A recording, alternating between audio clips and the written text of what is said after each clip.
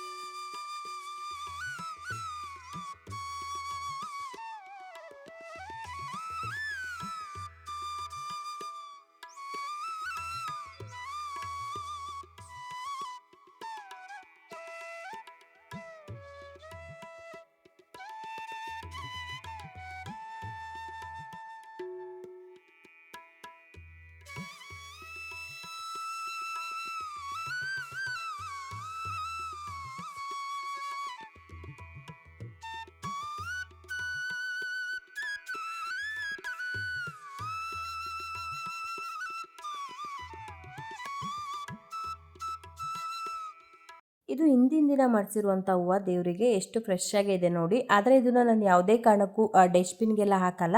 ನಮ್ಮ ಅಪಾರ್ಟ್ಮೆಂಟಲ್ಲೇ ಪಾರ್ಕ್ ಇದೆ, ಅಲ್ಲೋಗಿ ಹಾಕ್ಬರ್ತೀನಿ. ದೇವ್ರಿಗೆ ಮಾಡಿಸಿರುವಂಥ ಹೂವನ್ನ ಯಾವುದೇ ಕಾರಣಕ್ಕೂ ಡಸ್ಟ್ಬಿನ್ನಿಗೆ ಹಾಕಬಾರ್ದು, ಅದು ಒಳ್ಳೆಯದಲ್ಲ ಅಂತ ಹೇಳ್ತಾರೆ. ಹಂಗಾಗಿ ಇವತ್ತು ದೇವ್ರ ನೈವೇದ್ಯಕ್ಕೆ ಹಣ್ಣು ತುಪ್ಪ ಮಾಡ್ಕೊಳ್ಳೋಣ ಅಂತೇಳಿ ಮಾಡ್ಕೊತಾ ಇದ್ದೀನಿ. ಒಂದೊಂದ್ಸತಿ ಟೈಮ್ ಇತ್ತು ಅಂದರೆ ಅವಲಕ್ಕಿ ಮಾಡ್ಕೊತೀನಿ ಅಥವಾ ಈ ಕೇಸರಿ ಬಾತು ಈ ಥರ ಏನಾದರೂ ಮಾಡ್ಕೊತೀನಿ. ಟೈಮ್ ಇಲ್ಲ ಅಂತ ಅಂದಾಗ ಈ ಥರ ಹಣ್ಣು ತುಪ್ಪನ ಮಾಡ್ಕೊಬಿಡ್ತೀನಿ, ಬೇಗನೆ ಆಗತ್ತೆ ಅಂತ ಅಷ್ಟೇ. ಇವತ್ತು ಮನೇಲಿ ಬಾಳೆಹಣ್ಣು ಕೂಡ ಇತ್ತು, ಹಾಗಾಗಿ ಹಣ್ಣು ತುಪ್ಪನ ಮಾಡ್ಕೊಳ್ಳೋಣ ಅಂತೇಳಿ ಮಾಡ್ತಾಯಿದ್ದೀನಿ.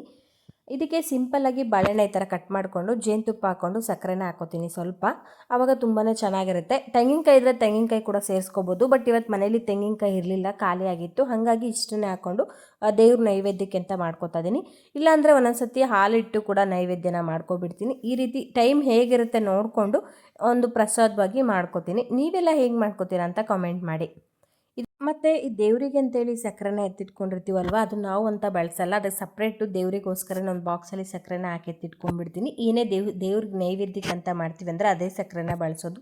ಮತ್ತು ಜೇನುತುಪ್ಪ ಕೂಡ ಅಷ್ಟೇ, ದೇವರಿಗೆ ಅಂತೇಳಿ ಸಪ್ರೇಟಾಗಿ ಎತ್ತಿಟ್ಕೊಂಡ್ಬಿಡ್ತೀನಿ, ಅದು ಯಾವುದು ಕೂಡ ನಾವು ಬಳಸಲ್ಲ. ಇವಾಗ ಪೂಜೆ ಎಲ್ಲ ಮುಗಿಸ್ಕೊಂಡು ಇಲ್ಲಿ ಅಡುಗೆನ ಸ್ಟಾರ್ಟ್ ಮಾಡ್ತಾಯಿದ್ದೀನಿ. ಇವತ್ತು ಸಿಂಪಲ್ಲಾಗಿ ಮಶ್ರೂಮ್ ಬಿರಿಯಾನಿನ ಮಾಡ್ಕೊಳ್ಳೋಣ ಅಂತೇಳಿ ಮಾಡ್ತಾಯಿದ್ದೀನಿ. ತುಂಬಾ ಸಿಂಪಲ್ ಅಂದರೆ ಸಿಂಪಲ್ಲು, ತುಂಬಾ ರುಚಿಯಾಗಿ ಕೂಡ ಇರುತ್ತೆ. ಮಶ್ರೂಮ್ನ ನಾವು ತೊಗೊಂಡು ಬಂದಾಗ ಒಂದು 3 ಡೇಸಲ್ಲಿ ಖಾಲಿ ಮಾಡ್ಕೋಬೇಕು, ಜಾಸ್ತಿ ದಿನ ಇಟ್ಕೋಬಾರ್ದು, ಅದು ಒಳ್ಳೆಯದಲ್ಲ. ನಾನು ತೊಗೊಂಬಂದು ಆಲ್ರೆಡಿ 1 ಡೇ ಆಗೋಗಿತ್ತು, ಹಂಗಾಗಿ ಇವತ್ತು ಇದನ್ನು ಖಾಲಿ ಮಾಡೋಣ ಅಂತೇಳಿ ಮಾಡ್ತಾಯಿದ್ದೀನಿ. ಮಶ್ರೂಮ್ನ ನೋಡಿ ಎಷ್ಟು ಚೆನ್ನಾಗಿ ತೆಗಿಬೋದು ಅಂತ. ಈ ಮೇಲಿರುವಂಥ ಇದೊಂದು ಸ್ಕಿನ್ನ ತೆಗೆದ್ರೆ ಸಾಕು, ಮಶ್ರೂಮ್ ತುಂಬ ಚೆನ್ನಾಗಿ ಕ್ಲೀನ್ ಆಗುತ್ತೆ, ಈಸಿಯಾಗಿ ಬಂದುಬಿಡುತ್ತೆ. ಅಷ್ಟೊಂದಾಗಿ ಅದು ನಿಮಗೆ ಟೈಮ್ ಕೂಡ ತೊಗೊಳಲ್ಲ. ಮಶ್ರೂಮ್ ಮೇಲೆ ಒಂದು ಲೇಯರ್ ಇರುತ್ತಲ್ಲ, ಅದನ್ನು ತೆಗೆದ್ರೆ ಆಯಿತು. ಅದಾದಮೇಲೆ ಅದನ್ನು ಕಟ್ ಮಾಡಿ ಹಾಕ್ಕೋಬೇಕು. ಅಂದರೆ ಒಂದೊಂದು ಸತಿ ಸಣ್ಣ ಸಣ್ಣ ಹುಳಗಳಿರುತ್ತೆ, ನಮಗೆ ಗೊತ್ತೇ ಆಗೋಲ್ಲ. ಅದನ್ನು ಸ್ವಲ್ಪ ನೋಡಿಕೊಂಡು ನಾವು ಚೆನ್ನಾಗಿ ಕ್ಲೀನ್ ಮಾಡ್ಕೋಬೇಕು. ಒಳಗಡೆ ಒಂದು ಸ್ವಲ್ಪ ಬ್ಲ್ಯಾಕ್ ಕಲರ್ ಇರುತ್ತಲ್ವ, ಅದರಲ್ಲಿ ಒಂದೊಂದು ಸತಿ ಹುಳಗಳು ಹಾಕಿರುತ್ತೆ, ಅದು ನಮಗೆ ಕಾಣಿಸಲ್ಲ. ಹಾಗಾಗಿ ಸ್ವಲ್ಪ ಚೆನ್ನಾಗಿ ಕ್ಲೀನ್ ಮಾಡಿಕೊಂಡು ಅರಿಶಿನ ಮತ್ತು ಉಪ್ಪು ಹಾಕಿ ಚೆನ್ನಾಗಿ ವಾಶ್ ಮಾಡಿಕೊಂಡು ಅದಾದಮೇಲೆ ಕುಕ್ನ ಮಾಡ್ಕೋಬೇಕು. ಯಾಕಂದರೆ ಒಂದೊಂದು ಸತಿ ಸಣ್ಣ ಸಣ್ಣ ಹುಳಗಳಿದ್ದರೆ ಅದು ನಮಗೆ ಕಣ್ಣಿಗೂ ಕಾಣಿಸಲ್ಲ, ಆ ರೀತಿಯಾಗಿರುತ್ತೆ. ಹಂಗಾಗಿ ಕ್ಲೀನಾಗಿ ವಾಶ್ ಮಾಡ್ಕೋಬೇಕು. ನೋಡಿ ಆರಾಮಾಗಿ ಬರುತ್ತೆ, ಮಶ್ರೂಮ್ ಕ್ಲೀನ್ ಮಾಡೋದು ತುಂಬಾ ಈಸಿ. ಮತ್ತು ಮಶ್ರೂಮ್ ಯಾರಿಗೆಲ್ಲ ಇಷ್ಟ ಆಗುತ್ತೆ ಅಂತ ಕಮೆಂಟ್ ಮಾಡಿ. ನನಗಂತೂ ಪರ್ಸ್ನಲಿ ಮಶ್ರೂಮ್ ಅಂತಂದರೆ ತುಂಬಾ ಇಷ್ಟ ಆಗುತ್ತೆ. ಇವಾಗ ಎಲ್ಲ ಮಶ್ರೂಮ್ನು ಇದೇ ರೀತಿಯಾಗಿ ಕ್ಲೀನ್ ಮಾಡಿಕೊಂಡು ಅದಾದಮೇಲೆ ಚೆನ್ನಾಗಿ ವಾಶ್ ಮಾಡಿಕೊಂಡು ಕುಕ್ನ ಮಾಡ್ಕೋತೀನಿ. ನನ್ನ ಪ್ಲ್ಯಾನ್ ಇದ್ದಿದ್ದು ನಾಟಿ ಸ್ಟೈಲಲ್ಲಿ ಮಶ್ರೂಮ್ ಕರಿನ ಮಾಡಿಕೊಂಡು ಚಪಾತಿನ ಮಾಡ್ಕೋಬೇಕಂತ. ಬಟ್ ಪೂಜೆಲ್ಲ ಮಾಡಿಕೊಂಡು ಅಡುಗೆ ಮನೆಗೆ ಬರೋಷ್ಟೊತ್ತಿಗೆ ಟೈಮ್ ಆಗೇ ಹೋಗಿತ್ತು, ಹತ್ತತ್ರ 9 ಗಂಟೆ ಆಗಿತ್ತು. ಹಂಗಾಗಿ ಲೇಟ್ ಆಗುತ್ತೆ, ಚಪಾತಿ ಎಲ್ಲ ಮಾಡ್ತೀವಿ ಅಂದರೆ ಸ್ವಲ್ಪ ಲೇಟ್ ಆಗುತ್ತೆ ಅಂತೇಳಿ. ಇದು 1 ಪಾಟ್ ರೆಸಿಪಿ ಅಲ್ವಾ, ಹಂಗಾಗಿ ಈ ಮಶ್ರೂಮ್ ಪಲಾವ್ ಅಥವಾ ಈ ಮಶ್ರೂಮ್ ಬಿರಿಯಾನಿ ಥರ ಮಾಡಿಬಿಡೋಣ, ಚೆನ್ನಾಗಿರುತ್ತೆ ಅಂತೇಳಿ ಪ್ಲ್ಯಾನ್ನ ಚೇಂಜ್ ಮಾಡಿಕೊಂಡೆ. ನನ್ನ ಹಸ್ಬೆಂಡು ಆಫೀಸಿಂದ ಬಂದ ತಕ್ಷಣ ಅವರು ಜಿಮ್ಗೆ ಹೋಗ್ತಾರೆ. ಅಲ್ಲಿಂದ ಬರೋಷ್ಟೊತ್ತಿಗೆ ಅವ್ರಿಗೆ ಕರೆಕ್ಟಾಗಿ 9:30 ಆಗಿರುತ್ತೆ. ಬಂದ ತಕ್ಷಣ ನನಗೆ ಹಸು ಆಗ್ತಿದೆ ಅಂತ ಹೇಳ್ತಾರೆ. ಹಂಗಾಗಿ ಚಪಾತಿ ಎಲ್ಲ ಮಾಡ್ಕೊಂಡು ಕೂತ್ಕೊತೀನಿ ಅಂದರೆ ಸ್ವಲ್ಪ ಲೇಟ್ ಆಗ್ಬೋದು ಅಂತೇಳಿ ಇವತ್ತು ಮಶ್ರೂಮ್ ಬಿರಿಯಾನಿನ ಮಾಡ್ತಾ ಇರೋದು. ಇಲ್ಲ ಅಂತಂದಿದ್ರೆ ಚಪಾತಿನ ಮಾಡಿಕೊಂಡು ನಾಟಿ ಸ್ಟೈಲಲ್ಲಿ ಮಶ್ರೂಮ್ ಕರಿನ ಮಾಡ್ಕೊಳ್ಳೋಣ ಅಂತ ಪ್ಲಾನ್ ಆಗಿತ್ತು. ಬಟ್ ಅದು ಇವತ್ತು ಫ್ಲಾಪ್ ಆಯಿತು. ಈ ಮಶ್ರೂಮ್ ಪಲಾವ್ ಮಾಡ್ಕೊಳೋದು ತುಂಬಾ ಈಸಿ ಗೊತ್ತಾ, ಒಂದು 15 ನಿಮಿಷಕ್ಕೆಲ್ಲ ಆರಾಮಾಗಿ ಮಾಡ್ಕೊಂಬಿಡ್ಬೋದು, ಮತ್ತು ಅಷ್ಟೇ ರುಚಿಯಾಗಿ ಕೂಡ ಇರುತ್ತೆ. ಒಂದ್ಸಲ ಟ್ರೈ ಮಾಡಿ, ನಿಮಗೂ ಕೂಡ ಖಂಡಿತವಾಗ್ಲೂ ಇಷ್ಟ ಆಗುತ್ತೆ. ನಾನಿದಕ್ಕೆ ತೊಗೊಂಡಿರುವಂಥದ್ದು ಮೀಡಿಯಮ್ ಸೈಜು 2 ಈರುಳ್ಳಿನ ತೊಗೊಂಡು ಸಣ್ಣದಾಗಿ ಕಟ್ ಮಾಡಿ ಇಟ್ಕೊಂಡಿದ್ದೀನಿ. ಅದಾದ ನಂತರ ಟೊಮೊಟೊ ಕೂಡ 2 ತೊಗೋಬೇಕು. ಸ್ವಲ್ಪ ಹುಳಿ ಕಡಿಮೆ ಇರಬೇಕು, ಹುಳಿ ಜಾಸ್ತಿ ಇದ್ದರೆ ಟೇಸ್ಟ್ ಅಷ್ಟೊಂದಾಗಿ ಚೆನ್ನಾಗಿ ಬರಲ್ಲ. ಹಾಗಾಗಿ ಹುಳಿ ಟೊಮೊಟೊ ಯೂಸ್ ಮಾಡೋದಕ್ಕಿಂತನೂ ಈ ಆ್ಯಪಲ್ ಟೊಮೊಟೊ ಅಂತ ಏನು ಕರೀತಾರೆ ಆ ಟೊಮೊಟೊನ ಯೂಸ್ ಮಾಡಿ, ಆವಾಗ ಮಶ್ರೂಮ್ ಪಲಾವ್ ತುಂಬಾ ಚೆನ್ನಾಗಿ ಬರುತ್ತೆ. ಇದಕ್ಕೆ ಸ್ವಲ್ಪ ಕೊತ್ತಂಬರಿ ಸೊಪ್ಪು, ಸ್ವಲ್ಪ ಪುದೀನ ಸೊಪ್ಪು ಮತ್ತು ಮೆಣಸಿನ್ಕಾಯಿ, ಹಸಿರು ಮೆಣಸಿನ್ಕಾಯಿನ ಯೂಸ್ ಮಾಡ್ತಾಯಿದ್ದೀನಿ. ನಾವು ತಿನ್ನೋದು ಸ್ವಲ್ಪ ಖಾರ ಕಡಿಮೆ, ಹಂಗಾಗಿ ನಾನು 2 ಮೆಣಸಿನ್ಕಾಯಿನ ಯೂಸ್ ಮಾಡ್ತಾಯಿದ್ದೀನಿ. ನೀವೇನಾದರೂ ಖಾರ ಜಾಸ್ತಿ ತಿಂತೀರಾ ಅಂದರೆ ಸ್ವಲ್ಪ ಖಾರನ ಜಾಸ್ತಿ ಹಾಕ್ಕೊಳ್ಳಿ, ತುಂಬಾ ಚೆನ್ನಾಗಿರುತ್ತೆ. ಇವಾಗ ಒಂದು ಕುಕ್ಕರ್ನ ಇಟ್ಕೊಂಡು ಕುಕ್ಕರ್ ಚೆನ್ನಾಗಿ ಬಿಸಿ ಆದಮೇಲೆ 1 ಟೇಬಲ್ ಸ್ಪೂನಷ್ಟು ಆಯಿಲು ಮತ್ತು 1 ಟೇಬಲ್ ಸ್ಪೂನಷ್ಟು ತುಪ್ಪ ಕೂಡ ಹಾಕ್ಕೊಂಡು ಅವೆರಡು ಕೂಡ ಚೆನ್ನಾಗಿ ಬಿಸಿ ಆದ ನಂತರ ಈ ಪಲಾವ್ಗೆ ಹಾಕ್ತಿರಲ್ಲ ಸ್ಪೈಸಸ್ಗಳೆಲ್ಲನೂ ಸೇರಿಸಿ ಅದರಲ್ಲಿರುವಂಥ ಅರೋಮ ಎಲ್ಲ ಚೆನ್ನಾಗಿ ಬಿಡೋವರೆಗೂ ಫ್ರೈ ಮಾಡಿಕೊಂಡು ನಂತರ ಇದಕ್ಕೆ ಈರುಳ್ಳಿ, ಹಸಿರು ಮೆಣಸಿನ್ಕಾಯಿ, ಕರಿಬೇವು ಸೊಪ್ಪು ಕೂಡ ಸೇರಿಸ್ಕೊಂಡು ಚೆನ್ನಾಗಿ ಫ್ರೈ ಮಾಡ್ಕೋಬೇಕು. ಅದರಲ್ಲಿರುವಂಥ ಹಸಿ ಸ್ಮೆಲ್ಲೆಲ್ಲ ಹೋಗಬೇಕು, ಅಲ್ಲಿವರೆಗೂ ಚೆನ್ನಾಗಿ ಫ್ರೈ ಮಾಡ್ಕೋಬೇಕು. ನಂತರ ಇದು ಚೆನ್ನಾಗಿ ಫ್ರೈ ಆದ ನಂತರ ಸಣ್ಣದಾಗಿ ಕಟ್ ಮಾಡಿ ಇಟ್ಕೊಂಡಿರುವಂಥ ಕೊತ್ತಂಬರಿ ಸೊಪ್ಪು ಮತ್ತು ಪುದೀನ ಸೊಪ್ಪು ಕೂಡ ಸೇರಿಸ್ಕೊಂಡು ಅದನ್ನು ಕೂಡ ಚೆನ್ನಾಗಿ ಫ್ರೈ ಮಾಡ್ಕೋಬೇಕು. ಈ ರೀತಿ ಈರುಳ್ಳಿ ಫ್ರೈ ಆಗಬೇಕಾದ್ರೆ ಈ ಕೊತ್ತಂಬರಿ ಸೊಪ್ಪು, ಪುದೀನ ಸೊಪ್ಪು ಹಾಕೋದ್ರಿಂದ ಅದರ ಸ್ಮೆಲ್ ತುಂಬ ಚೆನ್ನಾಗಿ ಬರುತ್ತೆ, ಅಂದರೆ ಅರೋಮ ಚೆನ್ನಾಗಿ ಬಿಡುತ್ತೆ ಅಂತ ಹೇಳ್ತಾರೆ. ಹಾಗಾಗಿ ಚೆನ್ನಾಗಿ ಫ್ರೈ ಮಾಡ್ಕೋಬೇಕು. ಈರುಳ್ಳಿ ಎಲ್ಲ ಚೆನ್ನಾಗಿ ಫ್ರೈ ಆದ ನಂತರ ಇದಕ್ಕೆ ಶುಂಠಿ ಬೆಳ್ಳುಳ್ಳಿ ಪೇಸ್ಟ್ ಕೂಡ ಸೇರಿಸ್ಕೊಂಡು ಅದರಲ್ಲಿರುವಂಥ ಹಸಿ ಸ್ಮೆಲ್ಲೆಲ್ಲ ಹೋಗೋವರೆಗೂ ಚೆನ್ನಾಗಿ ಫ್ರೈ ಮಾಡಿಕೊಂಡು ನಂತರ ನಾವು ಸಣ್ಣದಾಗಿ ಕಟ್ ಮಾಡಿ ಇಟ್ಕೊಂಡಿರುವಂಥ ಟೊಮೊಟೊ ಕೂಡ ಸೇರಿಸ್ಕೊಂಡು ಚೆನ್ನಾಗಿ ಫ್ರೈ ಮಾಡ್ಕೊಬೇಕು. ಟೊಮೊಟೊ ಎಷ್ಟು ಚೆನ್ನಾಗಿ ಫ್ರೈ ಆಗುತ್ತೆ ಅಂದರೆ ಎಷ್ಟು ಸ್ನ್ಯಾಶ್ ಆಗುತ್ತೆ, ಆವಾಗ ಪಲಾವ್ ಕೂಡ ತುಂಬಾ ಚೆನ್ನಾಗಿ ಬರುತ್ತೆ. ಹಂಗಾಗಿ ಆದಷ್ಟು ಚೆನ್ನಾಗಿ ಟೊಮೊಟೊನ ಫ್ರೈ ಮಾಡಿಕೊಂಡು ನಂತರ ಇದಕ್ಕೆ ಮನೇಲಿ ಹಸಿ ಬಟಾಣಿ ಇತ್ತು ಅಂತ ಅದನ್ನು ಕೂಡ ಸೇರಿಸ್ಕೊತಾ ಇದ್ದೀನಿ. ಇದೆ ಅಂತಂದರೆ ಹಾಕೋಬೋದು, ಇಲ್ಲಾಂದರೆ ಸ್ಕಿಪ್ ಕೂಡ ಮಾಡ್ಬೋದು. ಇವಾಗ ಹೇಗಿದ್ರು ಕಾಳು ಸೀಸನ್ ಅಲ್ವಾ, ಚೆನ್ನಾಗಿ ಹಸಿ ಕಾಳೆಲ್ಲ ಚೆನ್ನಾಗಿ ಸಿಗ್ತಿದೆ. ಅವರೆಕಾಳು ಅಥವಾ ತೊಗರಿ ಕಾಳು ಕೂಡ ಸೇರಿಸ್ಕೋಬೋದು, ತುಂಬಾ ಚೆನ್ನಾಗಿರುತ್ತೆ. ಇತ್ತು ಅಂದರೆ ಅದೇ ಕಾಳನ್ನ ನೀವು ಬಳಸ್ಕೋಬೋದು. ಇವಾಗ ಸಣ್ಣದಾಗಿ ಕಟ್ ಮಾಡಿ ಇಟ್ಕೊಂಡಿರುವಂಥ ಮಶ್ರೂಮ್ ಕೂಡ ಸೇರಿಸ್ಕೊಂಡು ಇದನ್ನು ಕೂಡ ಚೆನ್ನಾಗಿ ಫ್ರೈ ಮಾಡ್ಕೋಬೇಕು. ಈ ಹಂತದಲ್ಲಿ ಇದಕ್ಕೆ ರುಚಿಗೆ ತಕ್ಕಷ್ಟು ಉಪ್ಪು ಕೂಡ ಹಾಕ್ಕೊಂಡು ಚೆನ್ನಾಗಿ ಮಿಕ್ಸ್ ಮಾಡ್ಕೋಬೇಕು. ಈ ಹಂತದಲ್ಲಿ ಉಪ್ಪು ಹಾಕೋದ್ರಿಂದ ಮಶ್ರೂಮಲ್ಲಿ ಏನಾದರೂ ನೀರಿತ್ತಂದರೆ ಅದು ಚೆನ್ನಾಗಿ ಬಿಡುತ್ತೆ ಅಂತ ಅಷ್ಟೇ. ಇವಾಗ ಚೆನ್ನಾಗಿ ಫ್ರೈ ಮಾಡ್ಕೊಬೇಕು. ಇದರಲ್ಲಿ ಇರುವಂಥ ಹಸಿ ಸ್ಮೆಲ್ಲೆಲ್ಲ ಹೋಗಬೇಕು, ಅಲ್ಲಿವರೆಗೂ ನಾವು ಚೆನ್ನಾಗಿ ಫ್ರೈ ಮಾಡ್ಕೋಬೇಕು. ಇದಕ್ಕೆ 1 ಟೇಬಲ್ ಸ್ಪೂನಷ್ಟು ಬಿರಿಯಾನಿ ಮಸಾಲ ಕೂಡ ಸೇರಿಸ್ಕೊಂಡು ಅದರಲ್ಲಿರುವಂಥ ಹಸಿ ಸ್ಮೆಲ್ಲೆಲ್ಲ ಹೋಗೋವರೆಗೂ ಚೆನ್ನಾಗಿ ಫ್ರೈ ಮಾಡ್ಕೊಬೇಕು. ನಿಮಗೆ ಬಿರಿಯಾನಿ ಮಸಾಲ ಹಾಕೋದಕ್ಕೆ ಇಷ್ಟ ಇಲ್ಲ ಅಂತ ಅಂದರೆ ನೀವು ಇದಕ್ಕೆ ಗರಂ ಮಸಾಲ ಕೂಡ ಸೇರಿಸ್ಕೊಂಡು ಚೆನ್ನಾಗಿ ಮಿಕ್ಸ್ ಮಾಡ್ಕೋಬೋದು. ಅದು ಒಂದು ಅರ್ಧ ಟೇಬಲ್ ಸ್ಪೂನಷ್ಟು ನಾನಿಲ್ಲಿ ಗರಂ ಮಸಾಲ ಕೂಡ ಸೇರಿಸ್ಕೊತಿದ್ದೀನಿ. ಇವೆರಡನ್ನೂ ಕೂಡ ಸೇರಿಸ್ಕೊಂಡು ಇದರಲ್ಲಿರುವಂಥ ಹಸಿ ಸ್ಮೆಲ್ಗಳೆಲ್ಲ ಹೋಗಬೇಕು, ಅಲ್ಲಿವರೆಗೂ ಚೆನ್ನಾಗಿ ಫ್ರೈ ಮಾಡ್ಕೋಬೇಕು. ನಾನಿಲ್ಲಿ ಈ ರೈಸಿಗೆ ಕೆಂಪಕ್ಕಿನ ಬಳಸ್ಕೊಂಡು ಬಿರಿಯಾನಿನ ಮಾಡ್ಕೊತಾ ಇದ್ದೀನಿ, ಅಂದರೆ ಪಲಾವ್ನ ಮಾಡ್ಕೊತಾ ಇದ್ದೀನಿ. ನೀವು ಯಾವ ಅಕ್ಕಿ ಕೂಡಾದ್ರೂ ಬಳಸ್ಕೋಬೋದು. ಇವಾಗ ಇದನ್ನು ಚೆನ್ನಾಗಿ ಫ್ರೈ ಮಾಡ್ಕೋಬೇಕು. ಇದರಲ್ಲಿ ನೀರಿನ ಅಂಶ ಎಲ್ಲ ಚೆನ್ನಾಗಿ ಬಿಡುತ್ತೆ, ಅಲ್ಲಿವರೆಗೂ ಚೆನ್ನಾಗಿ ಫ್ರೈ ಮಾಡಿಕೊಂಡು ಅದಾದ ನಂತರ ನಾವು ಅಕ್ಕಿನ ಸೇರಿಸ್ಕೋಬೇಕು. ಈ ರೈಸಲ್ಲಿ ಪಲಾವ್ನ ಮಾಡಿಕೊಂಡ್ರೆ ಸ್ವಲ್ಪ ಮೆತ್ತಗಾಗುತ್ತೆ. ನಿಮ್ಗೆ ಆ ರೀತಿಯಾಗಿ ಇಷ್ಟ ಆಗಲ್ಲ ಅಂತಂದರೆ ನೀವು ಮನೆಗಳಲ್ಲಿ ಯಾವ ರೈಸ್ನ ಬಳಸ್ತೀರಾ ಅದೇ ರೈಸಲ್ಲಿ ಪಲಾವ್ನ ಮಾಡ್ಕೊಳ್ಳಿ, ತುಂಬಾ ಚೆನ್ನಾಗಿ ಬರುತ್ತೆ. ಬಟ್ ನಾನು ಯಾವುದೇ ಅಡುಗೆ ಮಾಡಿದ್ರು ಅಂದರೆ ರೈಸಲ್ಲಿ ಯಾವುದೇ ರೆಸಿಪಿ ಮಾಡಿದ್ರು ನಾನು ಇದೇ ಅಕ್ಕಿನ ಬಳಸ್ತೀನಿ. ನನಗೆ ಈ ಅಕ್ಕಿ ಪರ್ಸ್ನಲಿ ತುಂಬ ಇಷ್ಟ ಆಗುತ್ತೆ. ಹಾಗಾಗಿ ನಾವು ಇದೇ ರೈಸ್ನೇ ಊಟ ಮಾಡೋದು ಜಾಸ್ತಿ. ಈ ರೈಸ್ ಏನಾದರೂ ನಮಗೆ ಸಿಗ್ತಿಲ್ಲ ಅಂತ ಅಂದಾಗ ಮಾತ್ರ ನಾವು ಬೇರೆ ರೈಸ್ನ ಬಳಸ್ತೀವಿ. ಅಂದರೆ ಸಣ್ಣ ರೈಸ್ ಇರುತ್ತಲ್ವ, ರಾ ರೈಸು ಆ ಥರ ಎಲ್ಲ ಅದನ್ನು ಬಳಸೋದು. ಇಲ್ಲ ಅಂತಂದರೆ ನಾನು ಜಾಸ್ತಿ ಇದೇ ರೈಸ್ನೇ ಬಳಸ್ತೀನಿ. ಇವಾಗ ಇದನ್ನು ಚೆನ್ನಾಗಿ ಮಿಕ್ಸ್ ಮಾಡಿಕೊಂಡು ಅದಾದಮೇಲೆ ನಾನಿಲ್ಲಿ 2 ಗ್ಲಾಸ್ ಅಕ್ಕಿಗೆ 4 ಗ್ಲಾಸಷ್ಟು ನೀರನ್ನ ಸೇರಿಸ್ಕೊತೀನಿ. ಅಂದರೆ ಇದು ಕಾಫಿ ಕುಡಿತೀವಲ್ವ, ಆ ಗ್ಲಾಸಲ್ಲಿ 2 ಗ್ಲಾಸಷ್ಟು ಅಕ್ಕಿನ ತೊಗೊಂಡಿದ್ದೀನಿ. ಅದೇ ಗ್ಲಾಸಲ್ಲಿ 4 ಗ್ಲಾಸಷ್ಟು ನೀರನ್ನ ಸೇರಿಸ್ಕೊಂಡು ಚೆನ್ನಾಗಿ ಕುದಿಸ್ಕೊಂಡು ಕೊನೆಯಲ್ಲಿ ಇದಕ್ಕೆ ಸ್ವಲ್ಪ ಕೊತ್ತಂಬರಿ ಸೊಪ್ಪು ಕೂಡ ಸೇರಿಸ್ಕೊಂಡು ಚೆನ್ನಾಗಿ ಮಿಕ್ಸ್ ಮಾಡ್ಕೋಬೇಕು. ಅಕ್ಕಿನ ಚೆನ್ನಾಗಿ ಕುದಿಸ್ಬೇಕು, ಆವಾಗ ರೈಸ್ ತುಂಬ ಚೆನ್ನಾಗಿ ಬರುತ್ತೆ. ಕೊನೆಯಲ್ಲಿ ಸ್ವಲ್ಪ ಪುದೀನ ಸೊಪ್ಪು ಮತ್ತು ಸ್ವಲ್ಪ ಕೊತ್ತಂಬರಿ ಸೊಪ್ಪು ಕೂಡ ಸೇರಿಸ್ಕೊಂಡು ಚೆನ್ನಾಗಿ ಕುದಿಸ್ಕೋಬೇಕು. ಮತ್ತು 1 ಟೇಬಲ್ ಸ್ಪೂನಷ್ಟು ತುಪ್ಪ ಹಾಕೋದ್ರಿಂದ ಹೆಲ್ತಿಯಾಗಿಯೂ ಕೂಡ ಇರುತ್ತೆ. ಹಾಗಾಗಿ 1 ಟೇಬಲ್ ಸ್ಪೂನಷ್ಟು ತುಪ್ಪ ಕೂಡ ಸೇರಿಸ್ಕೊಂಡು ಒಂದು ಕುದಿ ಬರೋವರೆಗೂ ಚೆನ್ನಾಗಿ ಕುದಿಸ್ಕೊಂಡು ಅದಾದ ನಂತರ ಒಂದು 2 ವಿಷಲ್ ತೊಗೊಂಡ್ರೆ ಪಲಾವ್ ರೆಡಿನೇ ಆಗೋಗ್ಬಿಡುತ್ತೆ. ತುಂಬಾ ಚೆನ್ನಾಗಿರುತ್ತೆ. ಒಂದು ಸತಿ ಟ್ರೈ ಮಾಡಿ, ನಿಮ್ಗೆ ಏನು ಅನಿಸ್ತು ಅಂತ ಕಮೆಂಟ್ ಮಾಡಿ.